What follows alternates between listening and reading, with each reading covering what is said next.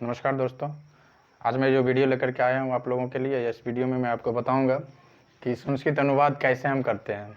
ठीक है, तो संस्कृत अनुवाद सीखने के लिए सबसे पहले हमें जो बेसिक जानकारी होना चाहिए वो होना चाहिए लकार की। उसके बाद जिस प्रकार से हम इंग्लिश में सब्जेक्ट को जानते हैं उस प्रकार से कर्ता, जो वाक्यों में जो कर्ता का प्रयोग किया गया उसका ज्ञान होना चाहिए, वचन का जानकारी होना चाहिए और पुरुष का जानकारी होना चाहिए।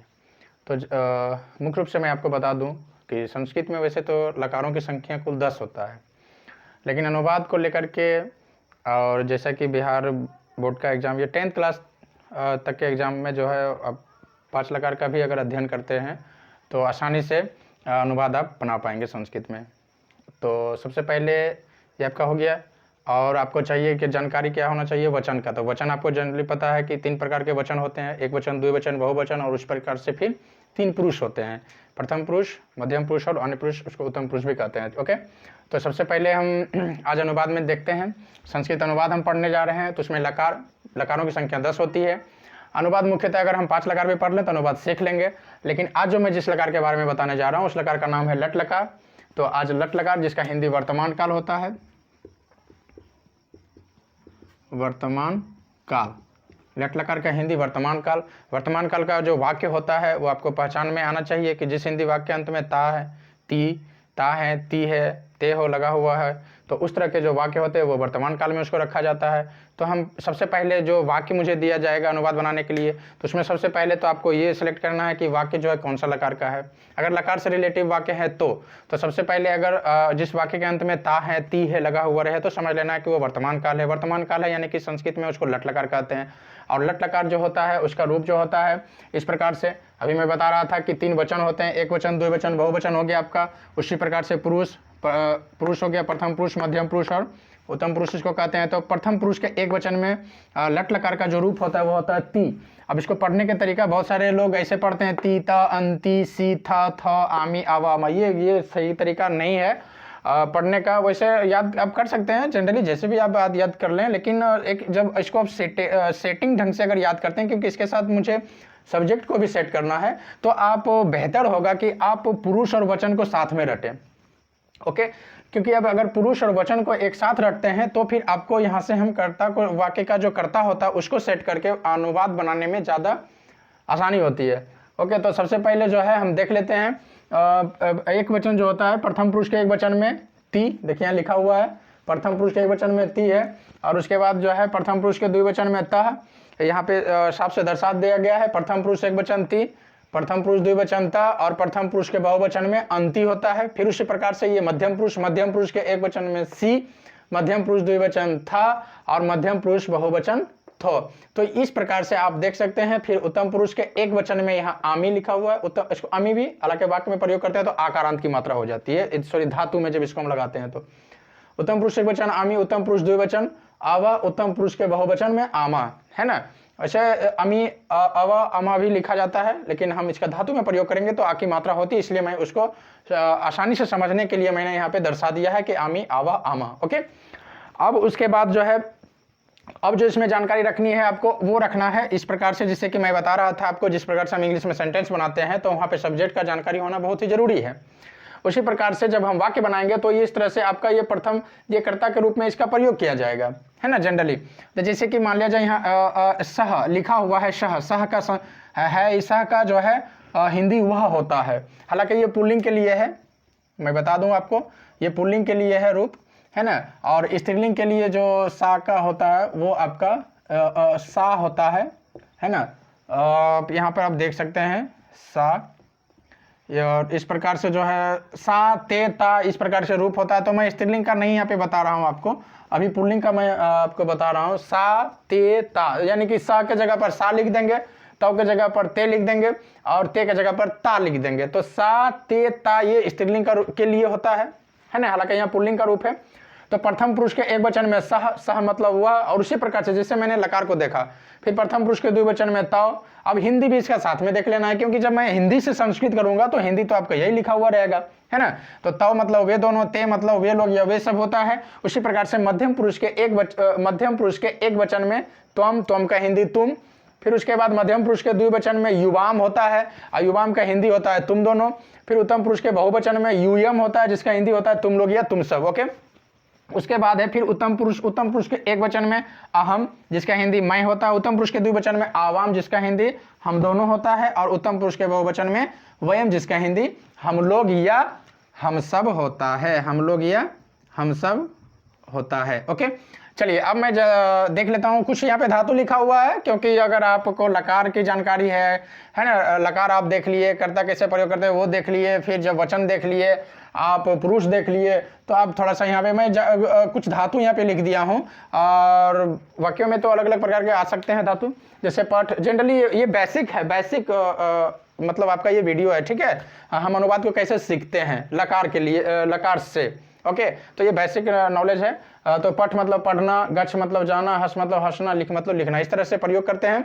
अब हम देखते हैं कि मान लिया जाए जैसे सेंटेंस आपका चलिए आ जाएगा, वाक्य आ जाएगा, हिंदी में लिखा हुआ रहेगा वह पढ़ता है, इस तरह से रहेगा लिखा हुआ वह पढ़ता है। तो वह पढ़ता है, तो सबसे पहले क्या देखना है कि वह का संस्कृत। तो वह का संस्कृत यहाँ पे क्या लिखा हुआ है, वह का देखिए यहाँ वह का पढ़ता है, ता है देखिए लगा हुआ है। मैं पहले बता दिया था कि जो वाक्य होगा तो वाक्य से आपको बताना पड़ेगा कि यह जो है लकार किसमें इसका प्रयोग किया गया, कौन सा लकार इसका है, ठीक है। तो ता है लगा हुआ, यानी कि वर्तमान काल का वाक्य है। वर्तमान काल का संस्कृत में लट लकार कहते हैं, तो लट लकार का है यह सेंटेंस। चलिए अब देखते हैं, सबसे पहले जो अनुवाद बनाते हैं ना, तो एकदम सामने जैसे लिखा हुआ, बस इसका स्टेप बाय स्टेप जरूर सब्जेक्ट का एकदम जो है इसका संस्कृत सामने लिखेंगे, फिर जो है वर्ब है आपका धातु उसका लिखेंगे। ओके, हालांकि इसमें है का संस्कृत नहीं लिखेंगे, बहुत सारे लोग है का संस्कृत अस्थि भी लगा देता है, लेकिन नहीं, यहाँ पे लगाने की कोई आवश्यकता नहीं है। चलिए तो जल्दी से शुरू करते हैं। वह, तो वह का संस्कृत देखेंगे, वह का संस्कृत क्या है, सह।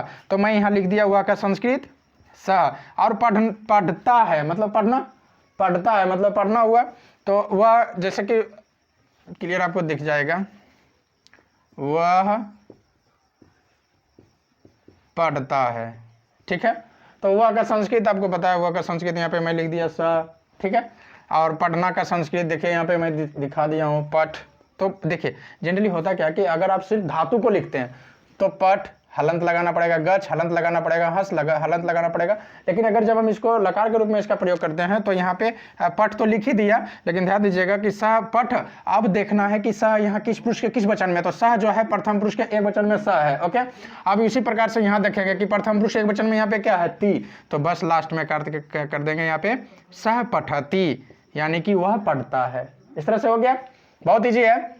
उसी प्रकार से दूसरा आप एग्जाम्पल ले लेते हैं, सह पठती मतलब वह पढ़ता है। अगला हिंदी रहेगा लिखा हुआ वे दोनों घर जाते हैं। इस तरह से अगर मान लीजिए लिखा हुआ है तो वे दोनों घर जाते हैं, तो वे दोनों का संस्कृत आपको ढूंढना पड़ेगा। तो ये यहाँ पे देखिए दर्शाया हुआ है कि वे दोनों घर जाते हैं। तो वे दोनों का संस्कृत क्या होता है, ताव। तो मैं यहाँ पे लिख दिया ताव, ठीक है। अब घर का संस्कृत देखिए, कुछ आप ना संस्कृत जब अनुवाद सीखना शुरू करेंगे तो कुछ शब्दों की जानकारी आपको बेसिक होना चाहिए, मैं बता दूंगा किसी वीडियो में। तो घर का संस्कृत गृहम होता है, गृहम। और जाना का संस्कृत गच्छ होता है। आप ध्यान देंगे कैसे ये कंप्लीट होगा, गच्छ लिख दिया, तो गृहम गच्छ। अब यहाँ पे क्या करेंगे कि वे दोनों, अब देखेंगे वे दोनों किस पुरुष के किस वचन में है, वे दोनों। तो वे दोनों देखना ढूंढना, आपको ये ग्राफ याद हो जाना चाहिए, माइंड में सेट हो जाना चाहिए। वे दोनों देखिए प्रथम पुरुष के द्विवचन में है ना, प्रथम पुरुष के द्विवचन में है। तो यहाँ भी देखेंगे कि प्रथम पुरुष के द्विवचन में क्या है, ता। तो पीछे आपका यहाँ पे जो है लकार का रूप लग जाएगा ता, यानी ताव गृहम गच्छतः, यानी कि वे दोनों घर जाते हैं। इस प्रकार से अगर आप अनुवाद बनाते हैं तो आपको निश्चित रूप से जो है कहीं कोई दिक्कत नहीं होगी। एक दो एग्जाम्पल और मैं ले लेता हूँ, आप ध्यान से देखते जाएं। अगला सेंटेंस आपका लिखा हुआ रहेगा इस तरह से, बोर्ड में परीक्षा एग्जाम अब जब देने जाओगे तो फिर इस तरह से एग्जाम्पल आ सकते हैं। हम लोग, कुछ भी आप लिख सकते हैं, हम लोग विद्यालय जाते हैं। ओके, तो हम लोग विद्यालय जाते हैं। तो सबसे पहले क्या करेंगे, सबसे पहले देखेंगे कि हम लोग लिखा हुआ है, तो हम लोग का संस्कृत क्या होता है, तो हम लोग का संस्कृत होता है वयम। ढूंढेंगे यहाँ पे, हम लोग का संस्कृत होता है वयम, तो यहाँ लिख देंगे वयम। ओके, और थोड़ा सा संस्कृत आप लिख रहे हैं तो शुद्धिकरण होना चाहिए, ये भी ध्यान रहे, कहाँ हलंत लगाना है, कहाँ अनुस्वर लगाना है, कहाँ विसर्ग लगाना है, ये आपको जानकारी होना चाहिए। विद्यालय का संस्कृत विद्यालयम होता है, तो मैं यहाँ लिख दूंगा विद्यालयम, वयम विद्यालयम, और जाना का संस्कृत गच्छ, जाना का संस्कृत गच्छ। तो उसके बाद अब यहाँ क्या करेंगे कि वयम हो गया। अब देखेंगे कि ये जो रूप लिखा हुआ था, ये जो कर्ता आपका आ गया है, हम लोग किस पुरुष के किस वचन में है, तो उसको मैं बता रहा था बार बार कि आपको ये ग्राफ जानकारी होनी ही चाहिए। चलिए तो देखते हैं वयम, यहाँ पे है वयम, ओके। उत्तम पुरुष के बहुवचन में वयम है, और यहाँ देखेंगे उत्तम पुरुष के बहुवचन में लट लकार का रूप क्या होता है, आमा। तो आ जो होता है ना, ये जो आपका जैसे कि मान लीजिए आ है, तो आ की मात्रा ऐसे लिखी जाती है, ठीक है। तो यहाँ पे मैं कर दिया आ, और यहाँ पे लगा दिया म विसर्ग म, ओके। आमह, आ का मात्रा दे दिए यहाँ पे, और मह, ओके। तो यहाँ पे कर देंगे आम। ऐसा कभी मत लिख देना है, ऐसा नहीं लिख दीजिएगा आप इसको आम ऐसे लिख दो कि यहाँ पे आम है, तो नहीं, ये गलत हो जाएगा आपका, ओके। तो यहाँ पर आप पहले जाना का संस्कृत लिख लो गच्छ, उसके बाद आकार की मात्रा, और उसके बाद यहाँ पर आप विसर्ग डाल दो, हो गया। बहुत वेरी सिंपल है। हम लोग विद्यालय जाते हैं, वयम विद्यालयम गच्छामः। बहुत ईजी है, बहुत सिंपल है। आप अगर इसको समझना चाहेंगे तो कहीं कोई दिक्कत नहीं होगा। बस आपको एक एग्जाम्पल, मैं लास्ट एग्जाम्पल और ले लेता हूँ। चलिए एक एग्जांपल और ले लेता हूं। तुम लोग पत्र लिखते हो, लास्ट एग्जांपल। वैसे बहुत सारे एग्जांपल मिल जाएंगे, अनुवाद बना लीजिएगा आप।